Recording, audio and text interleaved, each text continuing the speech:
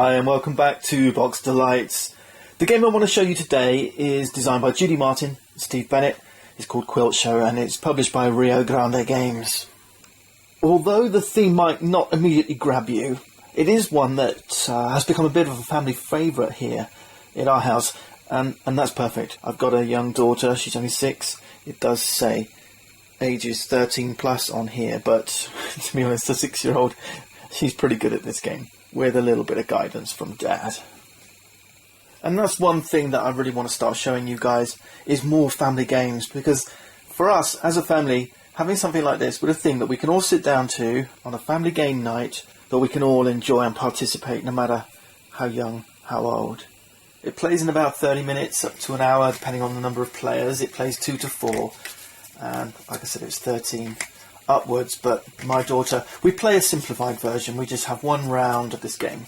The idea here is that you're earning awards by building the best quilt, and the quilt you build is made from different colours, different patterns. I'm going to sort these out and give you a quick demonstration of how that's done, but if you want a longer game, you'll play the 3 rounds. Right? There's 3 quilt shows, there's 3 opportunities for you to build the best quilt and enter it into the competition, win some money, and after 3 rounds, whoever has the most money at the end, the most prize money, will be declared the winner. But we like to just do 1 round, keep it short, nice and easy for a 6-year-old to understand. They just got to build a lovely quilt.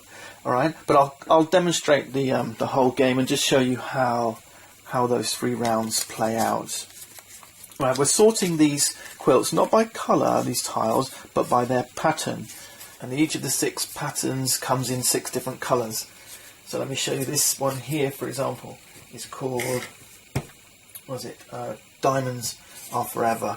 This one here is Lakeshore Log Cabin. Then we have, what's this one called? The Apron Strings. This one here is Snake River Log Cabin. We have Boston Beauty. If I can find one of these, there we go. That's Boston Beauty. And then we have Spring Valley Log Cabin, which is this one. All right, so we're going to just sort all these out into their different patterns.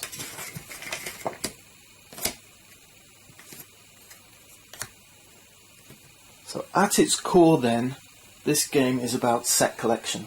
All right, you're collecting either sets of all of a colour or sets of all a particular pattern.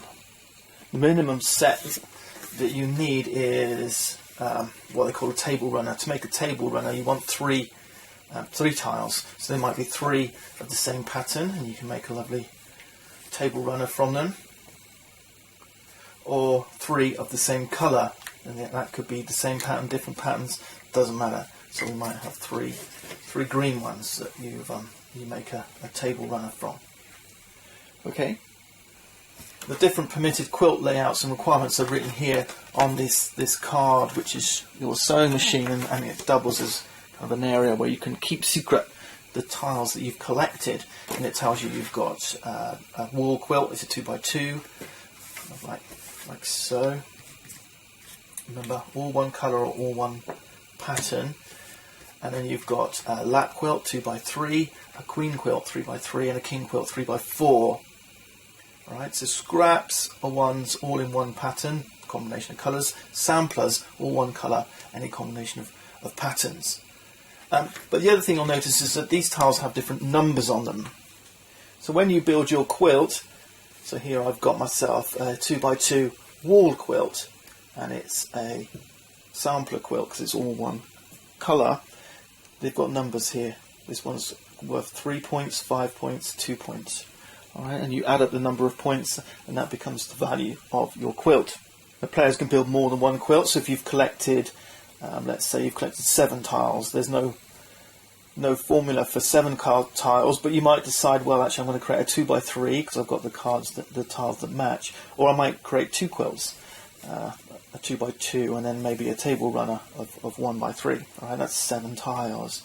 And then players also have a selection of these quilting chips. And because you're playing multiple rounds, what you're doing is you're trying to boost the value. So this was one with a 2 on it, one with a 1 and one with a 3. And it's just to kind of embellish that quilt with a little bit of fancy needlework, so that when you enter it into the quilt show, it stands a better chance of scoring the most points. And you can decide which quilt, the ones that you enter, are going to have the quilting chips. You can enter more than one quilt into the competition, so you may end up, if you enter 2, you may end up winning like first prize and third prize, another player getting second prize. Alright, so that's the idea, you're entering quilts into the competition. At the start of the game, these quilt block tiles, they get placed face down and they become a pool that you can buy from. But how do you get those quilts? How do you make these patterns that are made to form your quilts? Well, you need bits of fabric. These cards here are the pieces of fabric. Okay, now we start the game by having the top one on each one face up, so you can see what's available for purchase. You can make multiple quilt blocks on your turn, but you don't reveal the next ones until you end your turn. You flip the next one face up from the pile, right? So there's always 6 there for people to choose from. But these are your bits of fabric. Right, there's bits of patterned fabric that give you more than one colour. This is a nice blue swatch with just gives you blue. This one has some orange and yellow in it. It gives you orange and yellow. Alright, so these are the pieces of raw fabric that you can cut up. There's this lovely one here which has one of every colour. You know, red, orange, yellow, green, blue, purple. So you give these a shuffle. Each player starts the game with 4 pieces of random fabric. So you can see I've got lots of purple and blue, a little bit of green from this swatch and some red here. And to grab one of these quilt tile blocks, you need enough fabric to build that pattern. And it depends on the number written here. So this one here, this blue one, has a number 2 on it. This means it's worth 2 points and it costs just 1 piece of fabric. These others here, this Diamonds Are Forever, this is a 3-pointer. That costs 2 pieces of fabric. And then we got this one here, that 5 points. The Boston Beauty, that's going to cost you 3 pieces of fabric. There is a reminder on your player eldest screen. Okay, so 1 fabric card gives you a 2 value block tile, 2 for 3 and 3 for 5. Alright, so if I wanted to pick up this and make this piece of quilt, I need 1 blue, which I can use with this piece of fabric here. For this 5-pointer, that needs 3 pieces of fabric. Well, I've got 2 pieces of purple, I haven't got any more, so I'm going to have to collect some more fabric.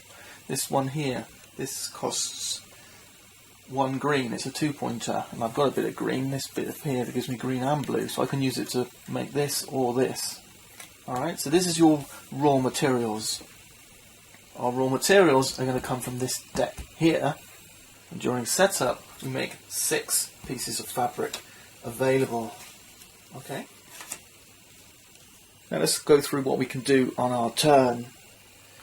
And this is why it's pretty simple, and this is why my 6-year-old finds it easy enough. You've just got 2 choices. You can either grab some fabric from here, or, in fact, let's put this deck over here, because this is selectable as well. You can grab fabric, or you can turn your fabric into quilt blocks. So let's say I'm starting off. I know that I quite fancy the idea of getting this 5-pointer. I want to go for a nice piece of purple. There's only 1 piece of purple here. So I'm going to choose to grab some fabric. Now I've got 2 choices. I can take 3 cards, any 3 pieces of fabric, apart from this special one here. This is called the Die Goods fabric card. It has all the colours on it. Alright? You can either take this one and 1 other, or you can take any 3. Now when you can take from what you see on display, or you can take from the top of the deck. Alright? So let's say I want to choose this purple one. I take the purple one and 1 other. Every time you take, you replace with the top of the deck, and then let's say I want to take this one. Alright? I can't take any more because I took the Die Goods fabric card, this multicoloured one. Alright? This is that one and 1 other. Alright? I put them in my hand, and that ends my turn.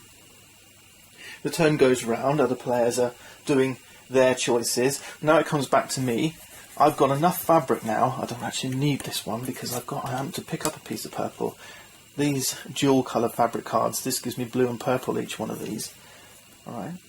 I need 3 to grab this one here, this purple Boston Beauty. The colour matches the pattern.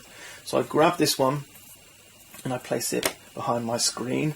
I'll discard these, so we need to create a discard pile somewhere and turn this face up. Now you can see there's a limited supply. These stacks are only so high. Whether you choose to go for all of one colour or all of one pattern may depend on what you have to pick up, what pieces of fabric you get, what is available here in this offer. But all the while you're doing this, other players are nicking the pieces of fabric you want. Okay, that's perhaps where my youngest is a little bit too young, because she'll have her eye on this one that looks pretty, and if someone takes it, she might have a little bit of a whine. Alright, so, know your kids and how they play. But there you go.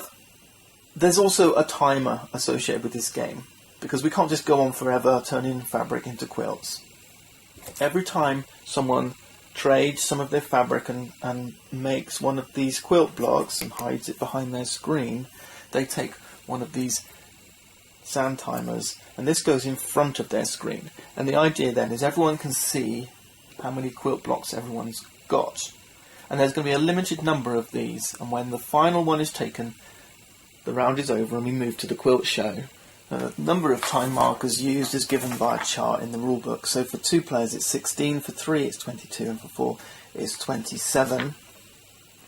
But you also limit the number of block types. Okay, so for a full 4-player game you use all 6 blocks. If you're playing only 3 players, you take 1 away. If you're playing a 2-player game, you take 2 away. So you've got fewer patterns to choose from. It makes that interactivity a little bit more dynamic. Like I say, when we're playing with the younger ones, we don't take anything away because it takes that conflict opportunity away a little bit. But it also tells you the number of small time markers. So 16, playing 2-player. And you also add this large time marker. So every time someone makes a quilt block, they put it behind their screen and they take a small time marker. When all of these have gone, so you can see playing 2-player, you might have around 6 to 10 of these, depending on how well you're doing up against your opponent. Then the last player takes this one, and then it's quilt show time. Let's have a look and see what could happen on my turn. Alright, let's say we've got a bit of purple. There's no more purple showing up in here. So I might say, do you know what, let's try and recycle something from the deck and maybe give myself a few more options. This blue one here is going to cost 3 blue. I don't have 3 blue. Let's take this green one. It's only going to cost 1 because it's a 2-pointer. So I discard this. Take this, grab a timer, flip this over. Now it comes back to me again, and I decide I want to collect purple. This purple one looks attractive, so I'm going to grab this piece of material, replace, and now I've got nothing helpful, so I might adjust my strategy a little bit. I can take 2 more. Remember, you can take 3. So I might say, well, I don't want any of these. I'm going to take 2 hidden ones from the top of the deck. And if I'm lucky, I'll get some purple I want. I was unlucky. Alright, and so it goes on. You're either drawing 3 cards, or one of these multicoloured ones and one other, from the offer here, or from the top of the deck, and then you're building these quilt blocks. Right, so let's go grab ourselves some quilt blocks. We've gotten to the end. We've taken our bunch of quilt blocks, and someone's grabbed the last timer marker. And that's always an interesting thing in itself. Remember, you're watching other players collect these time markers. You know that they're getting bigger and bigger quilts. You might want to just grab any old piece of quilt just to get this thing ticking down a lot quicker if you think that you might have the winning quilt. Alright, so that's another tactic that you can employ. You can either use delaying tactics, keep collecting fabric, trying to get the highest point ones, or you try and just grab as many as you can and finish the game more quickly if you think your opponent's going for that special big quilt and isn't able to build it because they haven't got the pieces they need, right? So there's lots of different mixes of strategy in here. Now we're entering the quilt show, and all this stuff can be cleared away, ready for the next game. This is when you take these prize markers, these are these, and give them a good old shuffle face down. You can see they're all worth different amounts of money. So give them a shuffle face down. Let's assume we're playing 3-player. Now playing 2-player, you have 3 markers per show. If you're playing 3-player, you have 5, and if you're playing 4-player, you have 6. So let's grab a couple more. The rest go to one side. And we'll lay out these prizes in small to largest. We've got $8,000 prize, a 6, a 12, a 14 and a 15. Okay, wonderful. And now you've got an idea about what you're competing over. The best quilt is going to net you $15,000. Second place 14, third 12, and so on.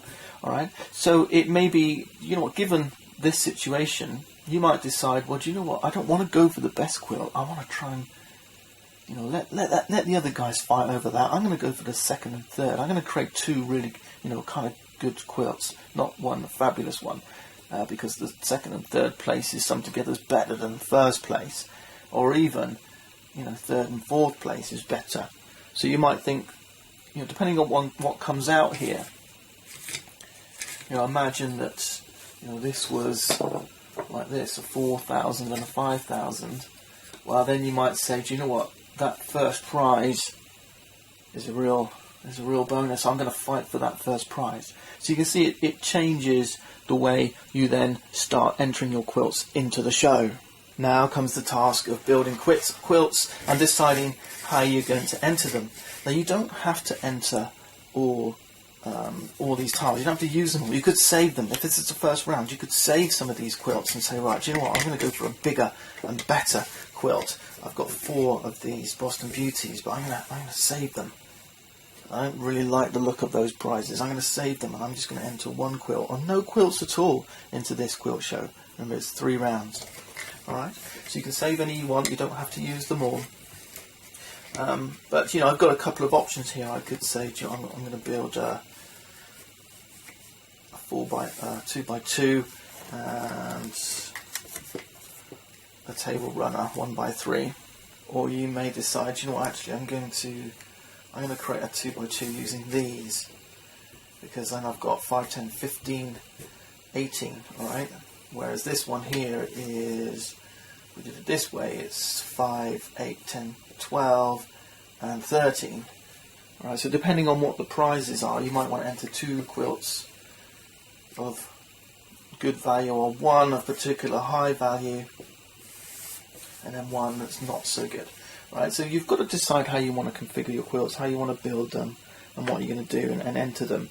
And remember, you can also place 1 of these quilting chips. You don't have to use them, but they're only one use only. So if you really want to go for that $15,000 prize, you might decide to put your number 3 quilting chip here and boost its value up to 21 points. And then after you've established who's won what, so you add up all your points and you say who's got the highest valued quilts. Let's say my opponent put in a really good quilt, and my big quilt here got 2nd prize, and this one got 3rd prize, and these went elsewhere. Then I've earned myself $14,000. That's 10. That's 14. There you go. All right. So you've got some paper money to record how much money your prize money you've won in each of the 3 rounds. All right. So we start again. Remember, any quilt blocks you didn't use, keep them stashed away, and you can potentially build a bigger quilt for the next round. So that's Quilt Show. I mean, on the surface, you might be saying, who wants to buy a game about making quilts? It's got sewing on it and stuff. But it's a great little game. It's great for your family. It's great for game group. There's lots of, you know, suckering your opponent, stealing things you know that they're collecting. Do you want to grab that tile because it's going to make your quilt bigger, or you don't want them to have it. Do you want to enter the biggest quilt in this show, or save some stuff for next time and try and get the big prizes? There's loads of stuff. There's lots of different dimensions to winning the best in show.